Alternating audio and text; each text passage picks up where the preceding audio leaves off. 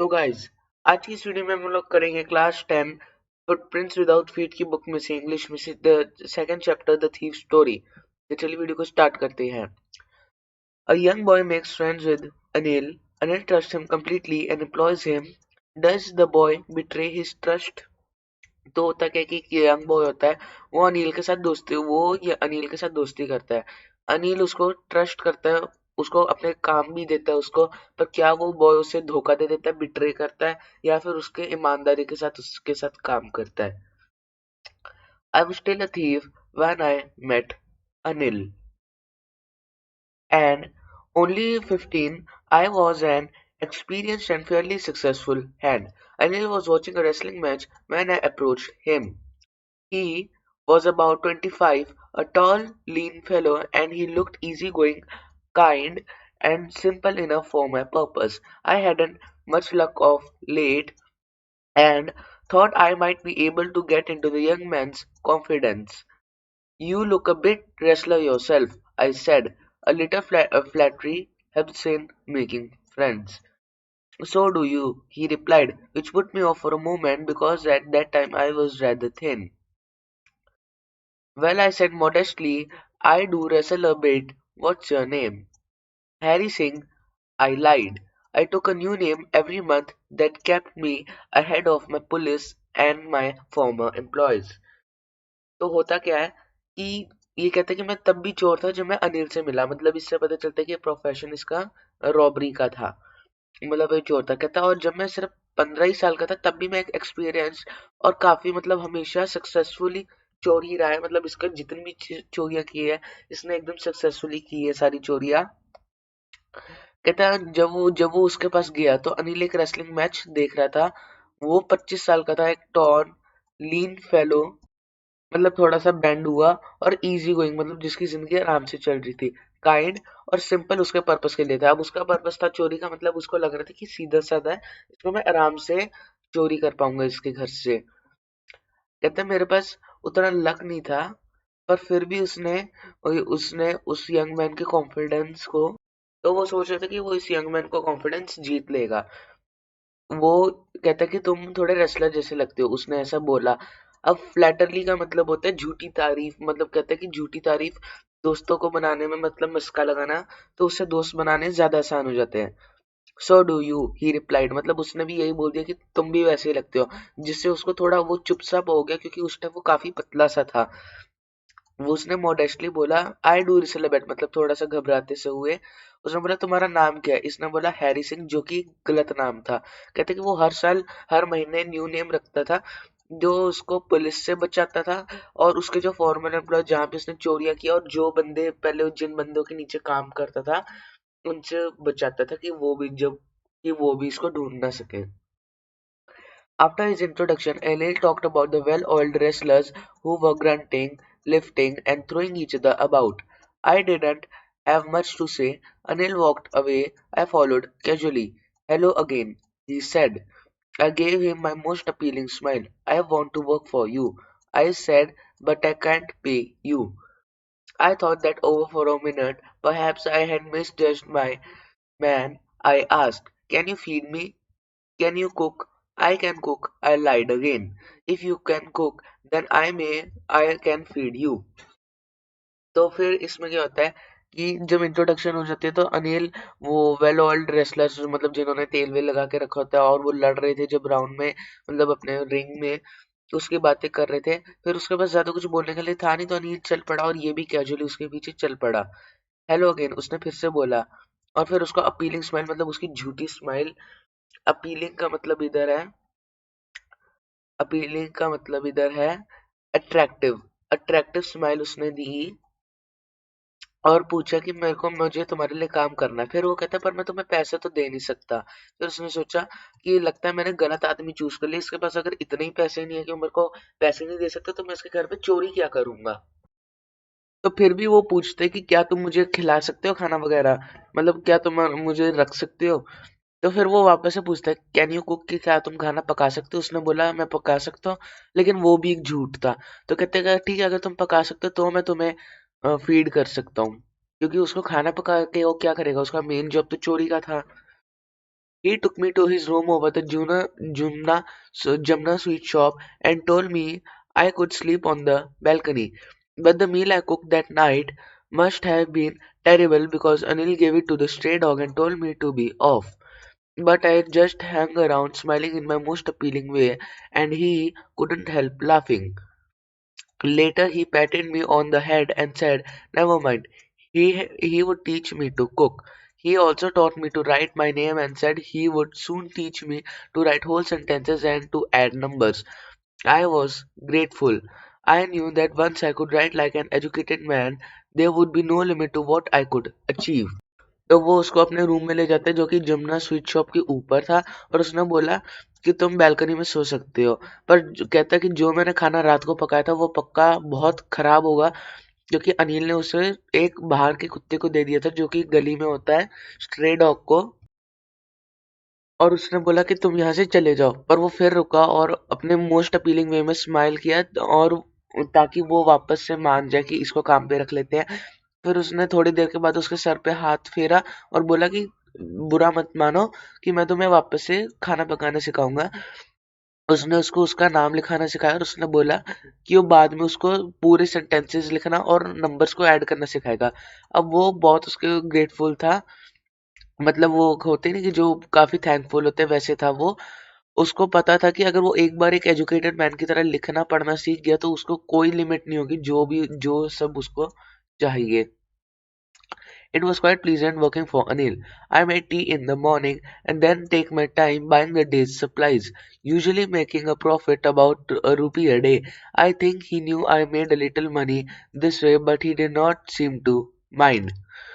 Anil made money by fits and starts. He borrows one week, lends the next. He kept worrying about the next check, but as soon as it arrived, he would go out and celebrate. It seems to wrote for a quicker way to make living. One evening he came to home with a small bundle of notes saying he had just sold a book to a publisher. At night I saw him tuck the money under the mattress. I had been working for Anil for almost a month. Apart from cheating on the shopping, had not done anything in my line of work. I had every opportunity for doing so. Anil had given me a key to the door and I could come and go as I pleased. He was the most trusting person I had ever met. तो यहाँ पे क्या था कि एक उसको काफी अच्छा लगता था अनिल के लिए वर्क करना। वो उसके लिए सुबह में चाय बना देता था और फिर वो सारा टाइम लेता था उसके दिन की सारी चीजों को खरीदने में।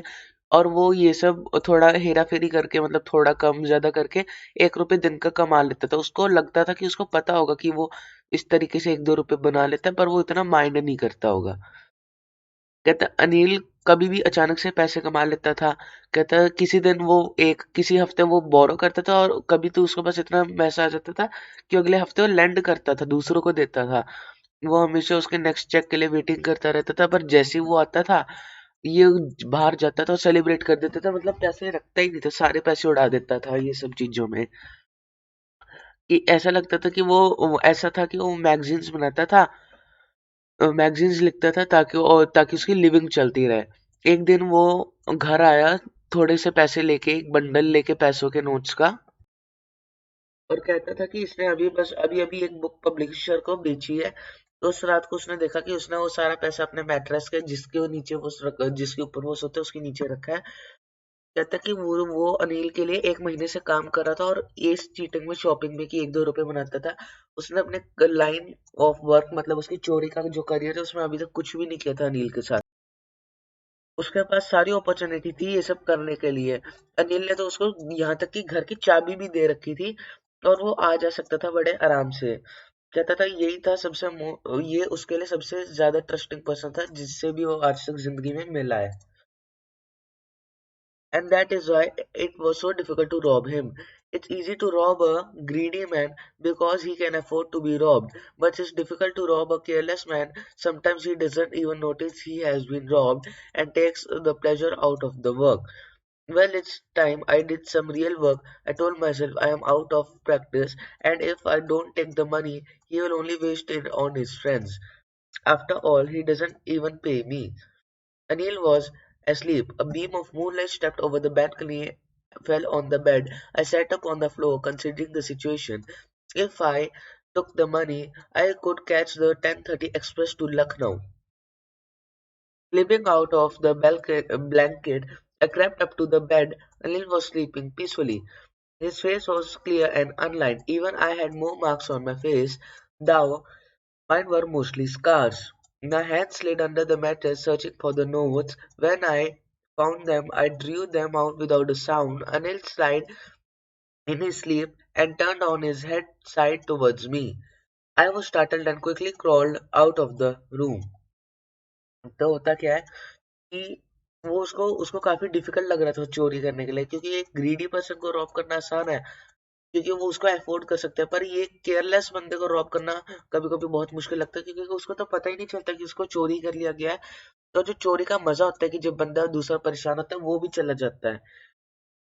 फिर कहते हैं कि अब कोई रियल काम करने का मतलब, अब उसको लगा कि अब कर लेनी चाहिए चोरी। उसने बोला कि अब मेरे को चोरी करनी चाहिए, क्योंकि अगर वो पैसे नहीं चुराएगा तो वो अपने दोस्तों पे वेस्ट कर देगा, और वो तो उसको पैसे भी नहीं पे करता, मतलब सैलरी भी नहीं देता। अनिल सो रहा था और जैसे मूनलाइट उसके ऊपर पड़ी बैल्कनी पे, वो चोर के ऊपर, तो वो उठा और उसने सिचुएशन को देखते कहता है कि अगर मैंने मनी उठाया तो वो 10:30 की एक्सप्रेस जो लखनऊ को जाती है वहां पर पहुंच जाएगा। तो अपने ब्लैंकेट से वो धीरे से निकला, वो उसके बेड तक गया। अनिल पीसफुली सो रहा था, उसका फेस इतना क्लियर और अनलाइंड था, कहते कि मेरे फेस पे तो उससे ज्यादा दाग थे, ज्यादातर तो वो चोटों के निशानी थे। उसका मैट्रेस के नीचे हाथ गया और वो नोट्स ढूंढ रहा था। उसने जैसे ही देखा और उसने निकाला, बिना किसी आवाज के अनिल उसकी तरफ मुंह करके सोने लग जाता है, मतलब पासा पलट लेता है। वो बड़ा हिल के अचानक से और जल्दी से रूम के बाहर निकल गया। When I was on the road, I began to run. I had the notes at my waist, held their string on my pajamas. I slowed down to walk and counted the notes. 600 rupees in 50s. I could live like an old rich Arab for 1 week or two. When I reached the station, I did not stop for the ticket office. I had never bought a ticket in my life, but dashed straight over to the platform. The Lucknow Express was just moving out. The train had to still to pick up speed. I could have been able to jump into the carriages, but I hesitated. For some reason I can't explain, and I lost the chance to get away. When the train had gone, I found myself standing alone on the deserted platform.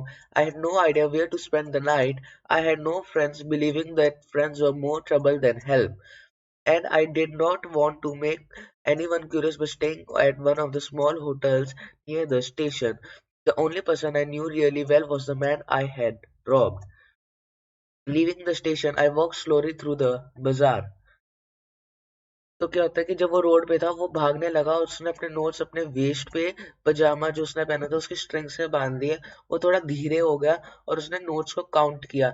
600 रुपए थे 50-50 के note में। कहता कि मैं तो एक all rich अरब, मतलब जो दुबई वगैरह में अरब्स नहीं रहते तो काफी रिच होते, तो कहता कि मैं हफ्ते और या फिर 2 हफ्तों के लिए तो ऐसे रह सकता हूँ बड़े आराम से। कहता कि जब वो स्टेशन पहुंचा वो कभी टिकट ऑफिस पे रुका ही नहीं, क्योंकि उसने आज तक जिंदगी में उसने टिकट नहीं ली और डायरेक्ट प्लेटफॉर्म की तरफ भाग गया।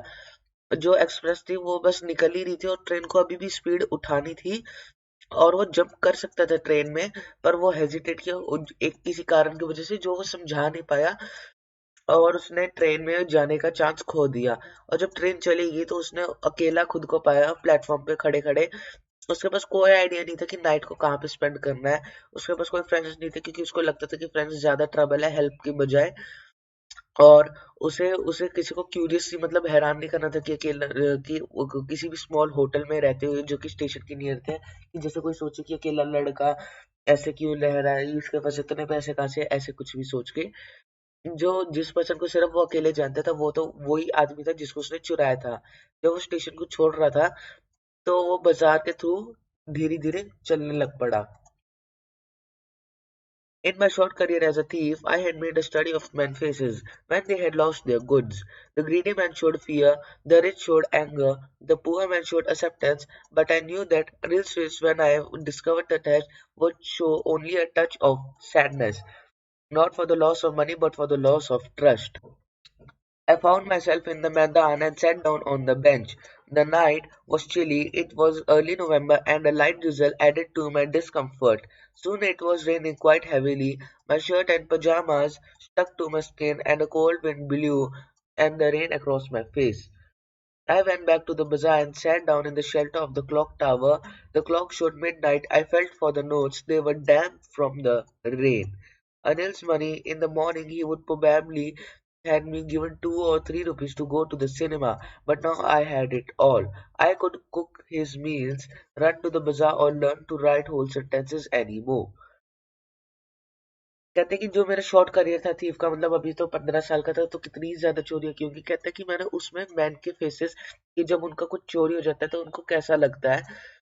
जो ग्रीडी मैन होता है वो डर शो करता है, जो रिच होता है वो गुस्सा हो जाता है कि मेरा चोरी किसने किया, जो पुअर होता है वो एक्सेप्टेंस शो करता है कि चलो अब हो गए तो क्या कर सकते हैं। पर उसे पता था अनिल के फेस पे, जब उसे पता चलेगा कि चोरी कर लिया है उसने, तो उसे दुख होगा, इसलिए नहीं कि उसके पैसे चुरा गए, इसलिए कि उसका ट्रस्ट खो बैठा वो, मतलब जिस पे इतना भरोसा करता था उसी ने उसके साथ ऐसा कर दिया। उसने उसको अपने ऐसा मैदान में देखा, वो एक बेंच पे बैठ गया। जो नाइट थी काफी ठंडी थी, चिली थी, और वो अर्ली नवंबर का टाइम था। एक ड्रिजल लाइट उसके डिस्कम्फर्ट, मतलब वो जो एक लाइट आ रही थी मूनलाइट, वो उसको काफी परेशान कर रही थी। और जल्दी ही बहुत जोर जोर बारिश होनी स्टार्ट होगी। उसके जो शर्ट और पजामास थे गिल्ले होने के बाद जैसे स्किन से चिपक जाते कपड़े, वैसे ही उसके चिपक गए, और एक कोल्ड विंड ब्लू की और रेन उसके फेस पे आ गिरी। वो वापस बाजार जाता है, वहां पे क्लॉक की टावर के शेल्टर में बैठ जाता है, और जो क्लॉक होता है वो मिडनाइट शो करता है। उसको नोट्स के लिए बहुत बुरा लगता है, वो गिल्ले हो चुके थे रेन की वजह से। अनिल्स मनी, कहता जब सुबह को होती तो वो मेरे को 2 या 3 रुपए देता सिनेमा जाने के लिए। कहता पर अब मेरे पास सारा है। कहता अब मेरे को उसके खाना बनाने की जरूरत नहीं है, वो बाजार और राइट बाजार जाने की जरूरत नहीं है, उसको सारे सेंटेंसेस लिखने की जरूरत नहीं है। मतलब अभी ना वो समझ नहीं पा रहा, मतलब वो बस अपना वो मापतोल कर रहा है कि कितना नुकसान है कितना फायदा है। I had forgotten about them in the excitement of the theft. Whole sentences I knew could one day bring me more than a few hundred rupees. It was simple matter to steal and sometimes just as simple to be caught. But to be really big man, a clever and respected man, was something else. I should go back to Anil, I told myself, if only to learn to read and write. I hurried back to room feeling very nervous, for it's much easier to steal something than to return it undetected. I opened the door quietly, then stood in the doorway in clouded moonlight. Anil was still asleep. I crept to the head of the bed and my hand came up with the notes. I felt the breath of my hand. I remained still for a minute. Then my hand found the edge of the mattress and slipped under it with the notes. तो वो सब कुछ भूल चुका था चोरी के excitement में, कि वो सारे सेंटेंसेस जो कि उसको एक दिन बहुत बड़ा आदमी बना देंगे, और कुछ 100 रुपीज से ज्यादा ही उसकी अर्निंग होगी। कहते हैं कि ये सिंपल था चोरी करने को, और कभी कभी उतना ही सिंपल कि पकड़े जाने को। पर बड़ा आदमी बनने के लिए और एक क्लेवर और रिस्पेक्टेड के लिए उसको कुछ और चाहिए था। वो कहते हैं मुझे वापस अनिल के पास जाना चाहिए, और उसके पास बोलना लिखना पढ़ना सीखना चाहिए। वो जल्दी गया, और वो वेरी नर्वस, बहुत नर्वस फील कर रहा था, क्योंकि उसको चोरी करना बड़ा आसान लगता था, लेकिन उसको वापस लौटाना जिससे किसी को पता ना चले वो बड़ा मुश्किल था। तो उसने डोर को क्वाइटली खोला, डोरवे पे खड़ा रहा, क्लाउडेड मूनलाइट थी। अनिल अभी भी सो रहा था। वो जल्दी से बेड के हेड, मतलब बेड के आगे वाली जगह पे गया जहाँ पे उसका सर होता है। उसका हैंड जो नोट्स के साथ, उसको उसकी सांसें भी फील हो रही थी उसके हैंड पे। वो 1 मिनट के थोड़ी देर के लिए स्टिल रहा, 1 मिनट के लिए। फिर उसने मैट्रिक्स का एज ढूंढा और वहीं पे उसने नोट्स रख दिए। I awoke late next morning to find Anil had already made the tea. He stretched out his hand towards me. There was a 50 rupee note between his fingers. My heart sank. I thought I had been discovered. I made some money yesterday, he explained. Now you will be paid regularly. My spirits rose. But when I took the note, I saw it was still wet from the night's rain. Today we'll start writing sentences, he said. He knew, but neither his lips nor his eyes showed anything. I smiled at Anil in my most appealing way, and the smile came without any effort. तो फिर वो अगले दिन late उठा और उसने देखा कि अनिल ने पहले से ही चाय बना के रखी हुई है। उसने उसकी तरफ हाथ बढ़ाया और उसके हाथ उंगलियों के बीच में 50 रुपए का एक नोट था। उसका हार्ट मतलब वो काफी इमोशनल सा हो गया। कहता है उसको लगा, पहले तो उसको लगा कि वो पकड़ा गया। फिर उसको फिर वो कहते हैं कि मैंने कल कुछ पैसे बनाए थे, अब तुम्हें रेगुलरली पैसे दिए जाएंगे। उसके स्पिरिट्स रोज हो गए, मतलब वो खुल गया पूरा। उसने पर जब उसने नोट लिया तो उसने देखा कि वो कल नाइट की रेन से फिर भी अभी तक गिल्ला है, जो रात की बारिश हो रही थी। तो फिर कहता है कि वो कहता है कि आज से हम सेंटेंसेस लिखना शुरू करेंगे। उसको पता था, पर ना ही उसके लिप्स ना ही उसके आईज ने कुछ भी दिखाया कि उसको पता है। उसने इस बार अनिल की तरफ अपने वही अपीलिंग वे में स्माइल किया। और इस बार जो स्माइल थी वो बिना किसी एफर्ट के आई। हर बार तो वो झूठी स्माइल हंसता था, पर इस पर सच्ची वाली आई। और ये स्टोरी लिखी है हमारी रेस्किंग बॉन्ड ने। तो कैसे, आई होप आपको ये स्टोरी अच्छी लगी हो। और अगर आपको ये स्टोरी अच्छी लगे तो प्लीज इसे लाइक शेयर और सब्सक्राइब करें हमारी वीडियो को। मिलते हैं अगली वीडियो में, तब तक के लिए गुड बाय।